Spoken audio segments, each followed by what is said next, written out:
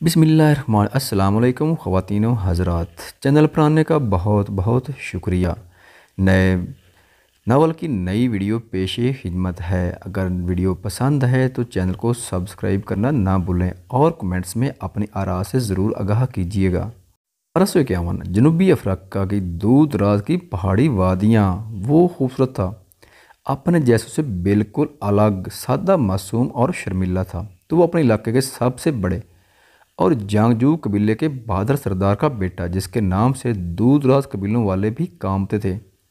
मगर वो अपने सख्त गिर बाप से बिल्कुल अलग था। जहाँ उसके साथी लड़के खेल कूद में भी जंगी मशकें करते, वहाँ वो जंगलों बियाबानों की खाक छानता था, हमेशा कुछ नए की तलाश में रहता। ये नहीं था कि वो बहादुर या जंगजू नहीं था, ताकतवर तो इतना था कि अकेला हाथी को शिकार कर लेता था। बस ये था कि वो यकसानियत से उकता गया था, इसलिए नए नए राज जानने की कोशिश में कई कई दिन जंगलों में भटकता रहता।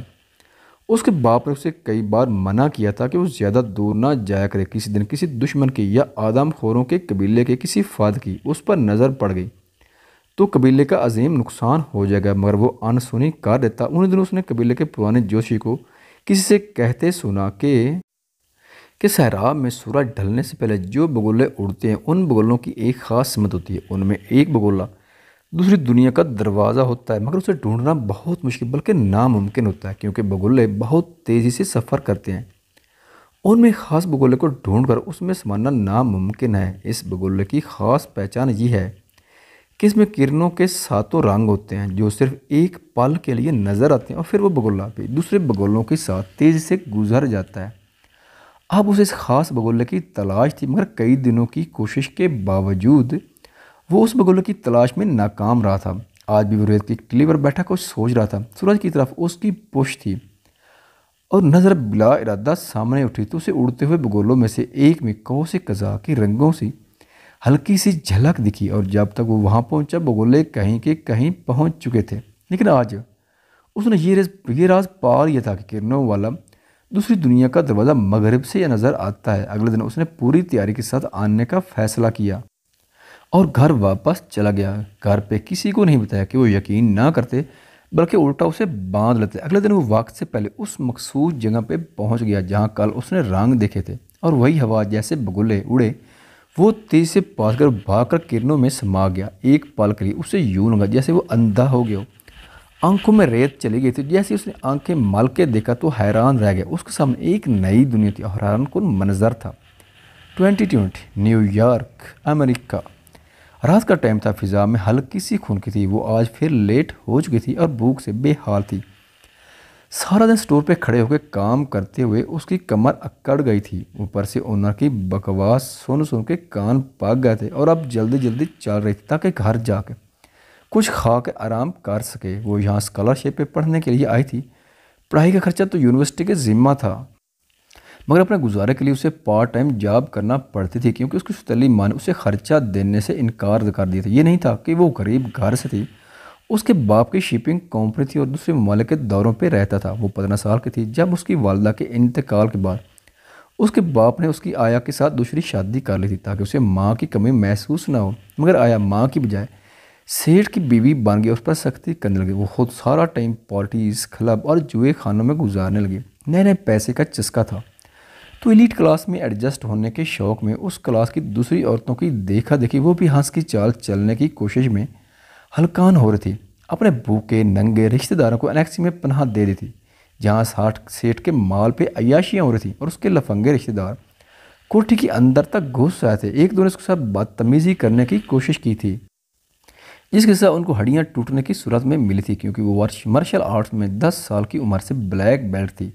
उसकी सुतीले माँ से अपने लफंगे रिश्तेदारों की तौहीन बर्दाश्त नहीं हुई। उसके बाप के सामने झूठी सच्ची लगा कि उसे पाकिस्तान से अमेरिका पढ़ने भेज दी थी। बाप के साथ उसकी पहले भी बेतकल्फ़ी नहीं थी, और जब से उन्होंने उसकी बात सुने बगैर उसे अमेरिका रवानगी का हुक्म दिया तो वो बाप से और भी बदजन हो गई थी। उसी बात का फ़ायदा उठाकर उसकी सुतीली माँ ने उसके बाप से यह भी कहलवा दिया था कि वो अपना खर्चा खुद उठाएगी ताकि उसे ज़िम्मेदारी का एहसास हो।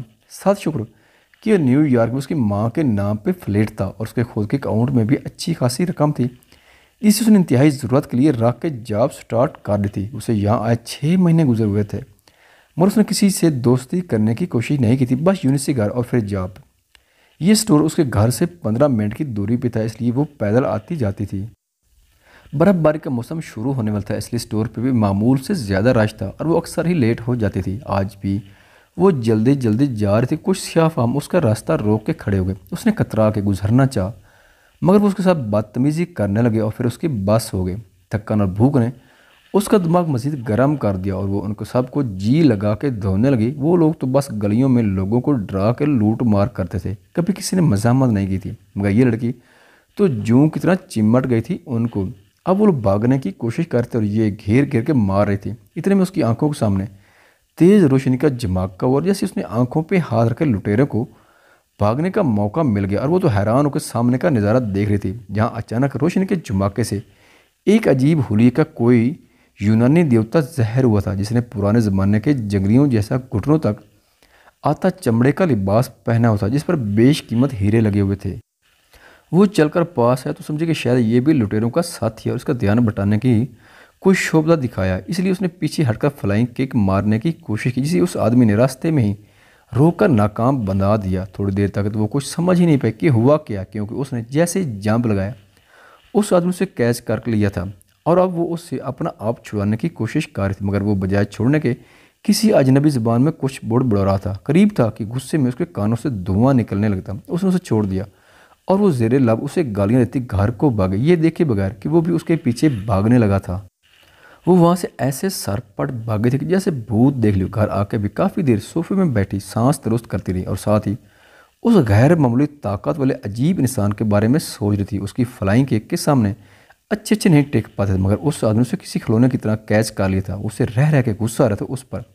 صبح یونی بھی جانا تھا، اس لیے سارے خیال جٹا کر واسطہ بنایا اور دکھا کر باقی آدھا فریج میں رکھ کے سونے چلے گئی۔ آدھی رات کو کسی کھٹکے سے اس کی آنکھ کھلی۔ پہلے تو وہ وہم سمجھ کے کروٹ بدل کے سونے لگی، لیکن مسلسل آتی چپڑ کی آواز نے اس کا ذہن مکمل بیدار کر دیا۔ آہستہ سے بیڈ سے اٹھی اور بنا آواز کیے لانج میں آ کے صوفے کے پیچھے چھپا ہوا ڈنڈا اٹھا کے آواز کا تعین کر کے دبے پاؤں کچن کی طرف بڑھے۔ چور ڈائننگ ٹیبل کے اوپر چڑھ کے بیٹھا اندھیرے ہی میں ٹیبل پہ کچھ رکھ کے چپڑ کر رہا تھا۔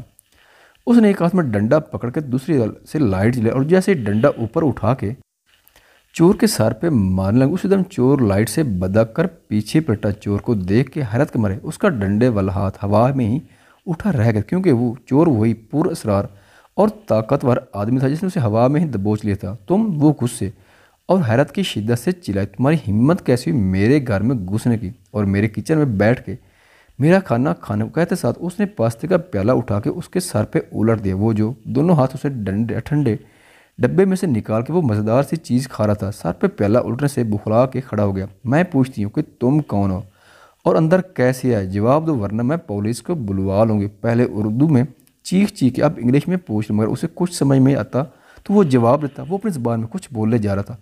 تھوڑی دیر اس کے ساتھ دماغ کھپانے کے بعد وہ سمجھ گیا کہ یا تو اسے واقعی اس کی سمجھ نہ آئی تھی یا وہ اسے بے وقوف بنا رہا تھا۔ تنگ آ کر اس نے پولیس کو کال کر دی تھی، اور ان کے آنے تک اس نے کیسے اس شخص کو برداشت کیا تھا یہ تو وہی جانتی تھی۔ ہاں، اگر وہ جان پاتی کہ مستقبل میں اس کے ساتھ کیسے سفر کرنے والی ہے تو شاید اسے کبھی نہ دھتکارتی۔ یہ کچھ دن بعد کی بات ہے۔ وہ دوسرے دن کے بعد سے ہی اس آدمی کو بھول چکی تھی۔ پولیس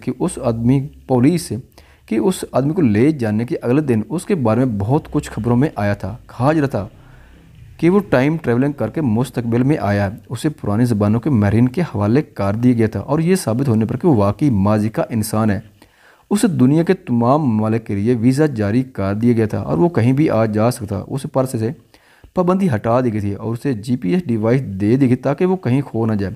آج بھی وہ جلدی سو گئی تھی کیونکہ صبح سے جلدی اٹھ کے اسائنمنٹ جمع کروانے جانا تھا۔ رات اسے کسی کھٹکے سے آنکھ کھلی تھی۔ جیسے وہ کچن میں آئی وہاں کی حالت دیکھ کے اس کی آنکھیں پھٹنے کے قریب تھی۔ وہی آدمی فریج کے پاس کھڑا تھا اور فریج میں سے ساری چیزیں نکال کے باہر پھینک رہا تھا۔ اس نے جا کے اس کے سر میں ڈنڈا دے مارا اور چلائی، کمینے چور، تم آج پھر آگے؟ وہ جو ڈنڈا لگنے پہ پیچھے مڑا تھا بغیر کوئی رد عمل دیے اپنی قدیم افریقی زبان میں فریج کی طرف اشارہ کر کے اس سے کچھ پوچھنے لگا۔ ارے منوس، میں پوچھ رہی ہوں کہ تم یہاں آئے کیسے؟ چور کے بچے، اور میرے کچن کا کیا حال کیا ہے؟ اور وہ بھی ابھی بھی اس سے کچھ پوچھے جا رہا تھا۔ कभी मुंह की तरफ इशारा करता और कभी सर की तरफ। उसने फिर से हेल्पलाइन पे कॉल करके पुलिस को उसकी वहाँ मौजूदगी का बताया था। उन लोगों के आने तक वो डंडा हाथ में लिए उसे घूरती रही और पुलिस के साथ ट्रांसलेटर को देख कर उसे सुकून मिला था। ऑफिसर उसे पूछे, ये रात के इस पर यहाँ क्या कर रहा है और ये अंदर कैसे आया? ट्रांसलेटर ने आगे होकर उससे बात की और जो उसने बताया वो सुन के सबकी हंसी निकल गई। मैडम, ये आपके पास खाना खाने आया। उसका कहना है कि जो उस दिन उसने आपके इस ठंडे डब्बे से खाया था उसे वो चाहिए। उसने फ्रिज की तरफ इशारा करके बताया, वाह ठंडा डब्बा, सीरियसली? उसने दांत पीसे। वैसे मुझे नहीं याद कि इस दिन क्या बनाया था मैंने।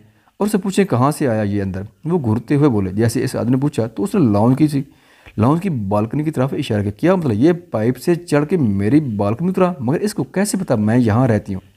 मैंने उस दिन उसका पीछा किया था जब ये मुझसे डर के भागी थी और उसको खाना खा के इस डब्बे में रखते हुए भी देखा था। तो जब ये सो गई तो मैं निकाल के खाने लगा, मगर तब तक ये आगे उसने बर्तन मेरे सर पे उलट दिया। जब इस ट्रांसलेटर ने से पूछा तो उसने तफसील बता दी। ओह खुदा है, अब इसको यहाँ से ले जाए और अंदा ये यहाँ ना नजर आए वरना मैं इसको कत्ल कर दूंगी। वो दांत पीस कर बोली। पुलिस वालों ने उसे साथ ले जाने की कोशिश की मगर वो खाना खाए बगैर हिलने को तैयार नहीं था, सिवाय उसे मजबूरन उसके लिए पास्ता बनाना पड़ा। ये लो खाओ और दफ़ा हो जाओ। प्याला उसके आगे पटा कर गुस्से से उसे घूर कर बोला।